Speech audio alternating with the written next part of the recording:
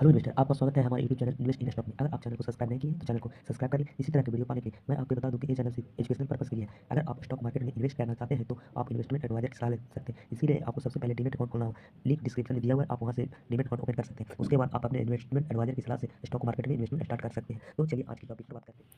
Ticketing business में काम करती है मोनोपोली स्टॉक है जो पूरे सेक्टर में 100% टिकटिंग का काम करती है। इस कंपनी का नाम है IRCT। IRCT 100% टिकटिंग बिजनेस में काम करती है।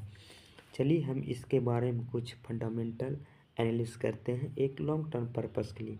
आज मार्केट बेरिश ट्रेंड में मूव देखने को नजर में इसका मेन कारण है निफ्टी का लगातार सेलर द्वारा स्टॉक को बेचना है, जिसके कारण हमारे IRCT पे भी देखने को मिला जो करीब 1% के नज़दीक गिरावट देखने को मिली है।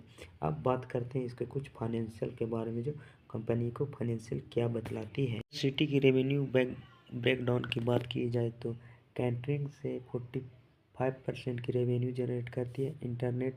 इंटरनेट टिकटिंग से 30% की रेवेन्यू जनरेट करती है। टूरिज्म से 13% की रेवेन्यू जनरेट करती है। रेल नील जो वाटर सप्लाई करती है रेलवे में, जिससे 8% की रेवेन्यू, और स्टेट तीर्थ से 4% की रेवेन्यू जनरेट करती है। IRCT की नेट इनकम की बात की जाए ईयर ऑन ईयर बेसिस पे तो 10% से अधिक इंक्रीमेंट देखने को मिली है। कैश फ्रॉम ऑपरेटर्स में भी 8.68% की इंक्रीमेंट मिली।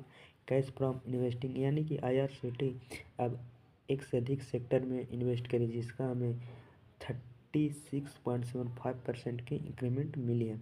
कैश फ्रॉम फाइनेंसिंग की बात की जाए इसमें भी लगभग 7% के इंक्रीमेंट देखने को मिले। नेट चार्जेज इन कैश में 357% की मेजर। IRCT के रेवेन्यू की बात किया जाए तो ईयर ऑन ईयर बेसिस 20% से हमें बढ़ने को मिली है। ऑपरेटिंग एक्सपेंसेस में 8% और नेट इनकम में 10%। नेट प्रॉफिट मार्जिन में थोड़ा सा कमी आई है जो 8% को देखने को मिले। इसकी मेन कारण है सितंबर से मार्केट में लगातार पैनिक सेलिंग आना, जिससे हमें IRCT के शेयरों में भी हमें कुछ हद तक गिरावट देखने को मिली। अब अर्निंग पर शेयर की बात किया जाए तो हर ईयर और ईयर बेसिस पे 17% की इंक्रीमेंट देखने, जो अच्छी साइन है लॉन्ग टर्म इन्वेस्टमेंट के। IRCT की शेयर होल्डिंग की बात की जाए तो मेजर स्टेक प्रमोटर के पास है 62%। फॉरेन इन्वेस्टर इंस्टीट्यूशनल के पास FII के पास करीब 7.5% के नज़दीक है। DI के पास 13% और पब्लिक के पास लमसम 16.5% देखने को मिले।